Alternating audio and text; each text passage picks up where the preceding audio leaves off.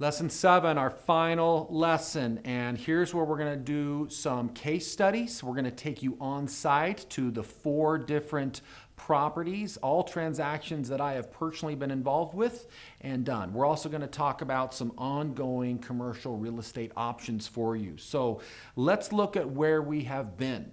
Lesson 1, we've talked about what is commercial real estate, why commercial real estate, and who is involved in commercial real estate.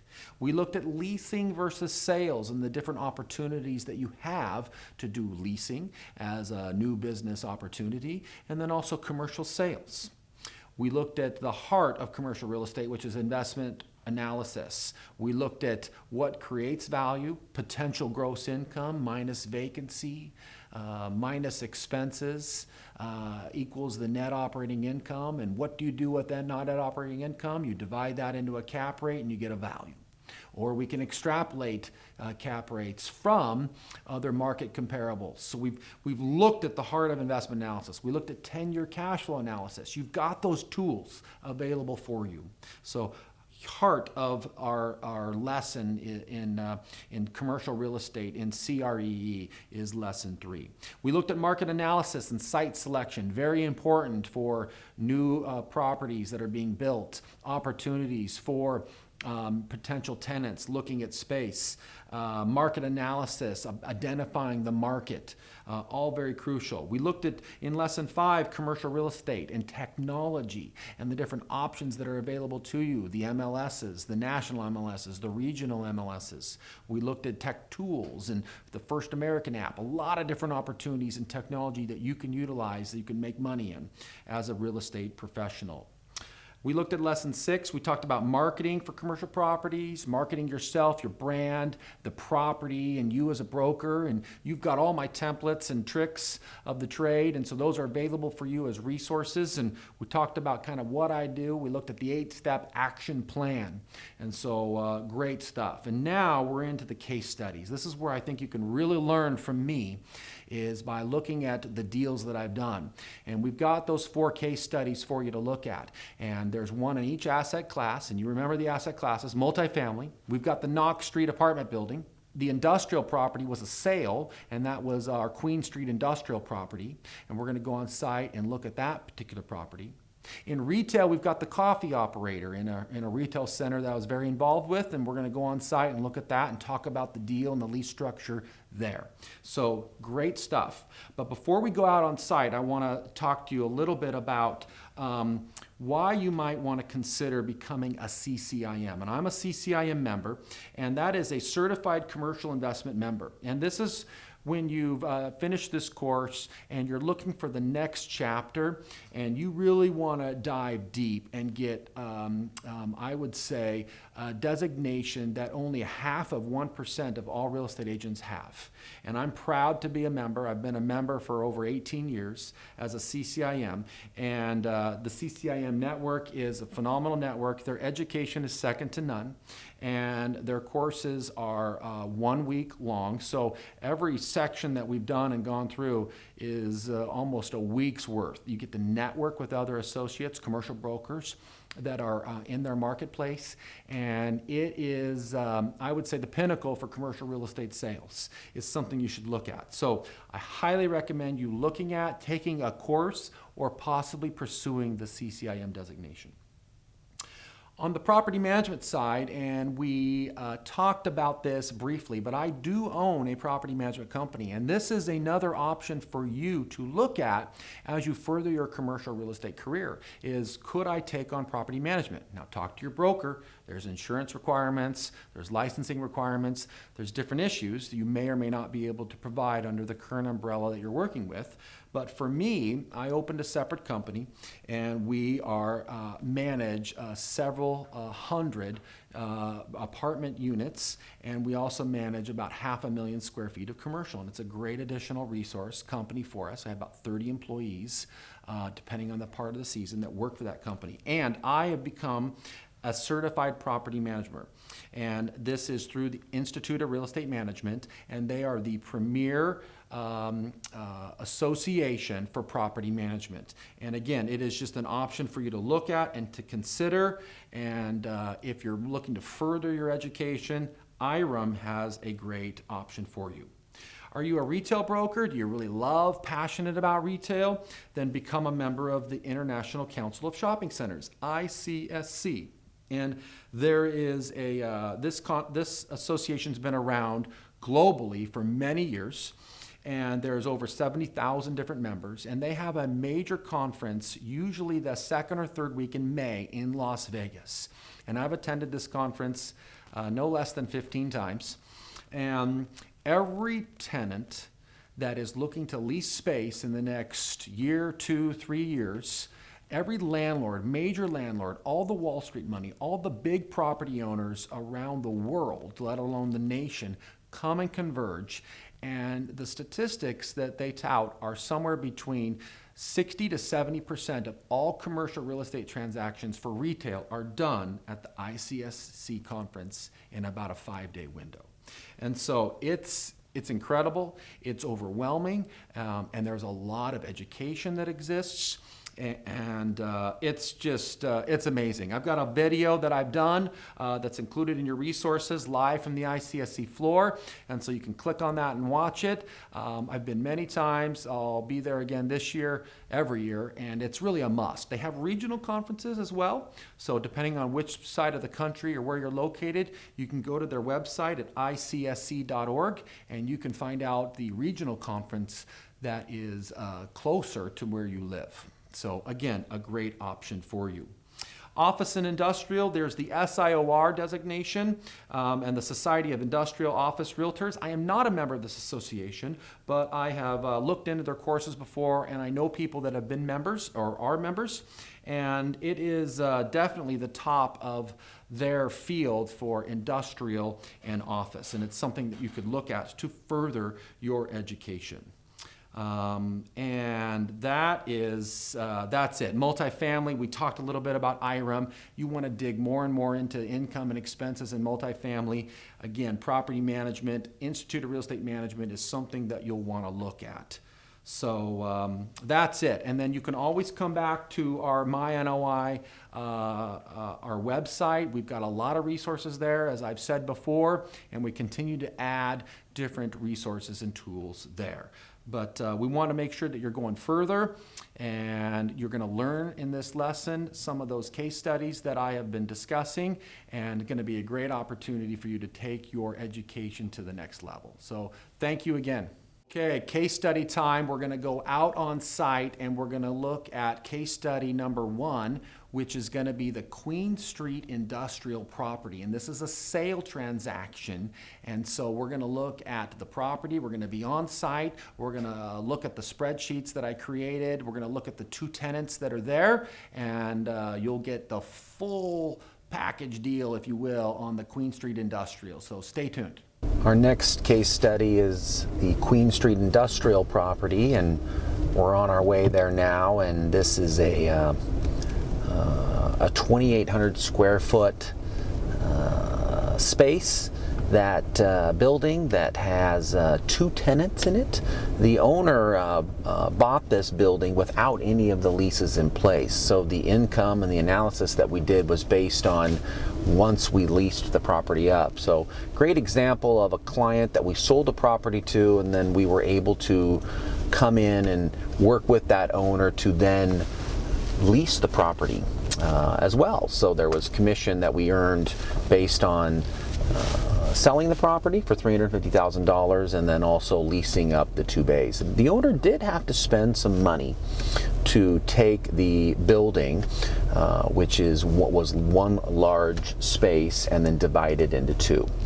So that was about $15,000 in additional costs above and beyond the purchase price. The rents are a gross basis, and the tenants pay $1,200 per month each for a total of $2,400, or I think that comes out to be $28,800 per year. Once we take off the expenses, about $6,500, we get an annual net operating income of $22,300. So that's how we arrived at that number. And we're going to go on in and look at the space and the Queen Street industrial property. Here we are inside of Queen Street. This is one of the 2 industrial bays, and you can see it's just a long bay. This particular tenant is a contractor storing a variety of equipment in here. There's one grade door, and that is a door that is at street level, grade level. A dock door would be one that a semi-truck can back up to that's dock high. So this particular building has 2 grade doors, and there's this is the wall you can see here on this side that demises the other space as well. This particular space, not the other one, has another grade door on the other side, so someone could actually drive all the way through.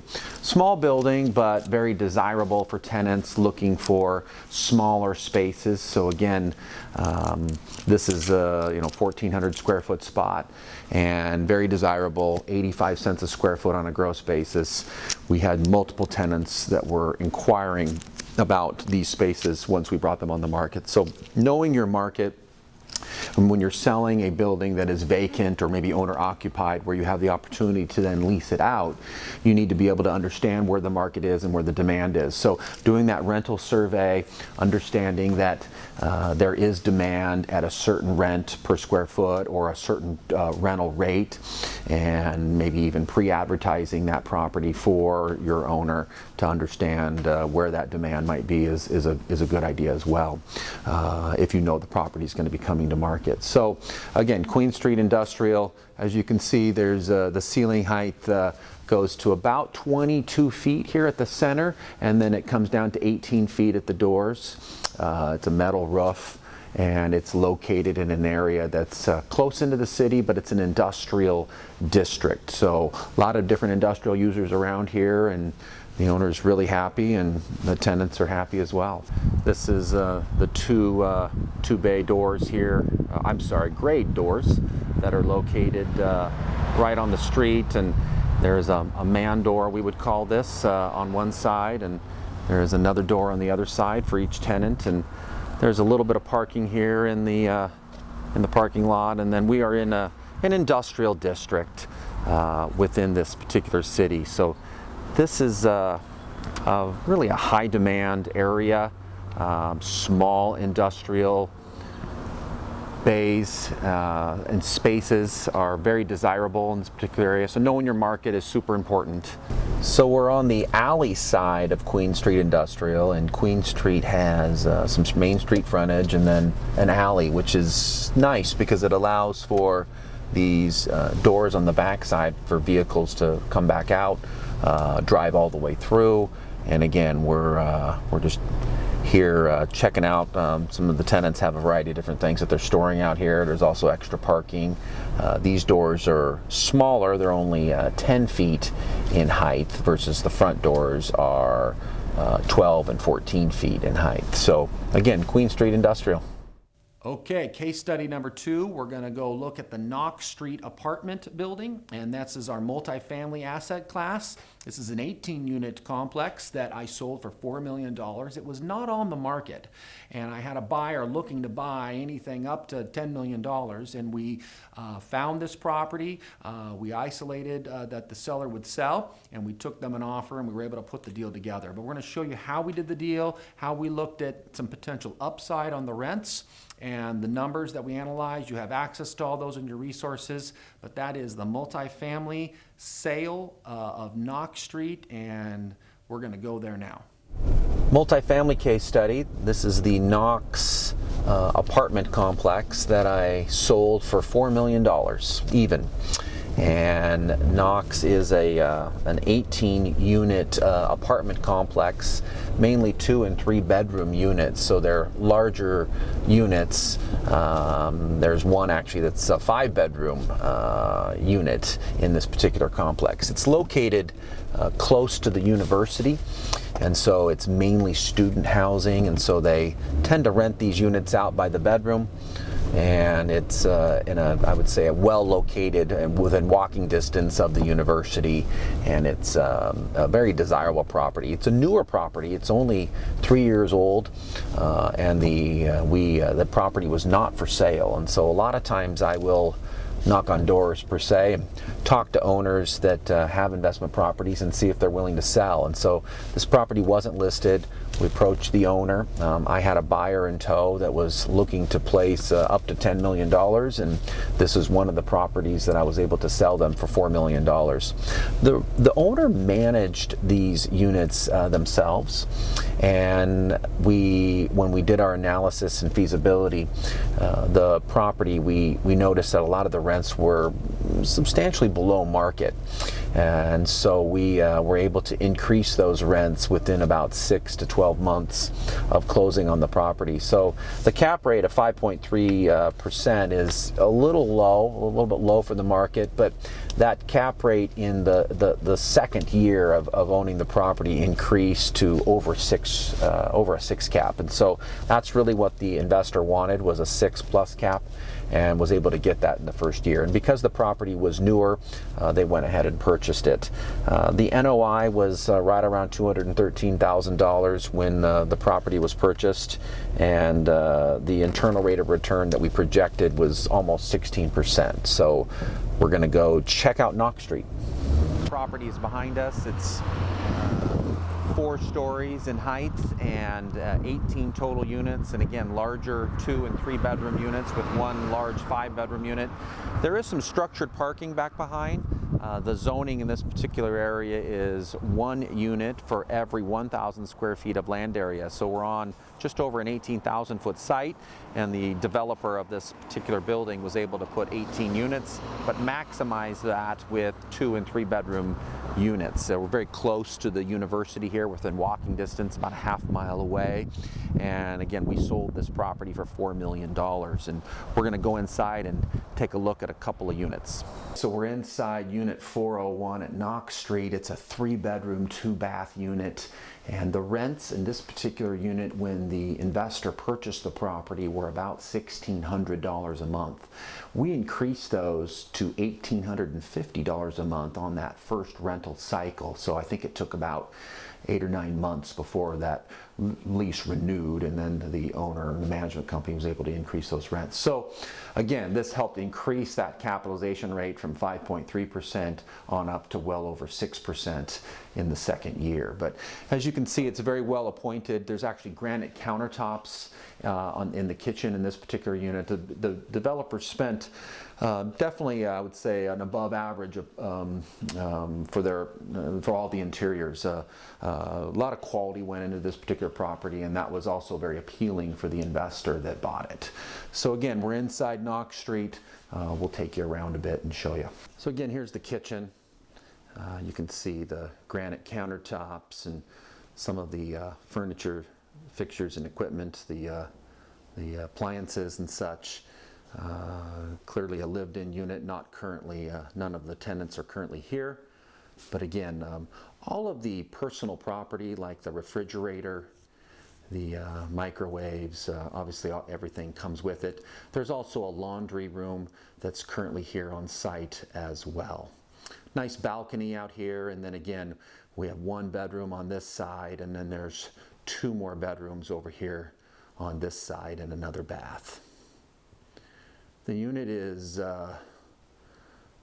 relatively messy. It's a college rental property, and but again, high demand in this particular market. very low vacancy rates. And as you can see, the over-under parking, this is how the developer optimized the parking for the property. And there's an alleyway on this back side here, and there's parking above and then also underneath. So you don't have full-on structured parking in this particular property, but again, because of the topography, the developer was able to take full advantage of adding some additional stalls with this over-under. So a little bit more expensive than surface parking, but again, able to optimize it in a more dense environment. So again, Knox Street.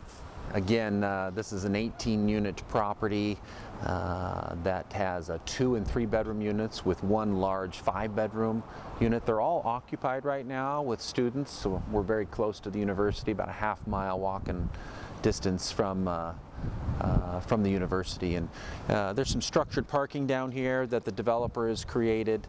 The zoning here to this property is RM 1000, which means residential multiple, 1,000 square feet minimum for every unit that you have. And so this site is just over 18,000 feet, hence about 18 units. So major issue when this particular developer owner built this property was making sure that you meet the parking requirements. So depending on your city and municipality, you have to look at the parking demand for those particular how many bedrooms you have, and that will usually dictate how many parking stalls you have. But the developer was able to maximize this site and utilize that. There's an alleyway here. Actually, the property has three streets that abut it, including an alleyway. And we're not going to go inside the units. We'll show you some photos of the interior of the units because they're all occupied. One great thing about this particular property was that it was new. The owner we approached had only owned the property for about 3 years, and the investor that we represented who bought the property for $4 million was very, very happy to buy the property because it was new. The cap rate was a little lower than the buyer had requested and wanted, but because the rents were below market, we were able to increase those rents, and in the second year of owning it, the cap rate exceeded 6%. So again, this is the Knox Street case study. Retail, case study number 3, we're going to look at the coffee operator, and that is a lease transaction. They were the ones that signed the lease for 10 years for $35 a square foot. We're going to go on site to that location. This is a standalone building in a 5-building retail neighborhood complex. This particular tenant had the space built for them when the development was built. And so we're going to look at the deal. We're going to show you the plans of the building, going to show you the letter of intent, show you the lease transaction, what was done, show you some of the numbers in and around it, and then take you on site to show you that property, show you some of the ingress and egress, why that site was very important to them, and show you some of the demographics in and around this location. This particular operator has about 20 locations, and this is a key location for them. So here we go. Okay, we're on to one of our case studies, and this is the coffee company. We represented the landlord on this particular transaction. The tenant came to us without a tenant broker as well, so we ended up representing both tenants, but this particular tenant was looking to put a new coffee store in an area that they didn't have a store, and the project was a proposed project, so that means that it was not yet complete. It was to be built, and so there was a lot of planning and some sketches and some concepts of the different buildings, and then the landlord worked with the tenant and ended up choosing to build them a 1,800 square foot space in a standalone building. There's 5 buildings in this project, and the space we ended up landing on for this coffee tenant was 1,800 square feet, 1,200 square feet on the ground floor, 600 square feet on a second floor or a mezzanine, and that they pay $35 per square foot. Again, that's an annual rate. That's how we quote those rates annually for retail and office, as we discussed in the class. and that equates to $5,250 per month. So the tenant, the coffee tenant, pays their rent on a monthly basis, and that is on a triple net basis. So again, the lease structure, triple net, meaning the tenant pays for all of their pro rata share of the landlord's expenses, taxes, insurance, et cetera, et cetera. That rate comes out to be about $5.05 a square foot, or roughly $9,100 per year. They pay that monthly, which is just over $750 a month. And so their total rent for base rent and triple net that the coffee company pays is just about $6,000 a month. So we're going to go on into the coffee store. We're going to show you some of the project and then talk more about the deal and how we put it together. The deal was a 10-year lease, as we discussed as well, and the tenant also had 4 5-year options to renew. So essentially they control this space for 30 years. And that is in their right, but they could leave at the end of 10 years. And so again, let's go ahead and go on into the coffee store and we'll look at it, and we'll talk to you more about the deal. Okay, we're here inside the coffee store, and we're on the main level. We're in one of their small conference rooms that they have here that you can check out, have a small meeting. City, municipalities, other government officials, they all come here often to this location and have meetings, and so it's been a great gather spot for the community. And again, you can see a little bit behind me some of the main level. I think they've got about 5 baristas and workers here working. There's a drive-through. The drive-through has stacking for about 7 cars. So that means that you can have up to 7 people in line without blocking additional traffic. So stacking is a very important thing when it comes to a coffee drive-through location. Obviously, the physical location, the traffic counts on this particular main street, which is what we're on, are roughly 24,000, 25,000 cars a day. That's the ADT, average daily traffic. And so again, a very desirable area. We're right across from a national franchised burger operator, and then there's a large fitness center in this particular neighborhood center. And then next door is a large grocery store that's about 100,000 square feet. So it's a thriving area for the community, and this particular coffee company, I know talking to the owner, is doing very well. Here again on site, looking at the coffee company, and as you can see, this is the main building and the entrance and some of the parking. We've got the main arterial. There's a 4-lane arterial with a center turn lane here on Main Street, and again, vehicles will pull in and drive into the drive-through right here, and we've got several cars in the drive-through already. There's an outdoor fireplace as well, nice entrance, and multiple other buildings in this particular development and center as well. Congratulations, you've finished the course. A lot of information here, and it's just, it's been a pleasure and an honor to be able to be your instructor. This is a journey.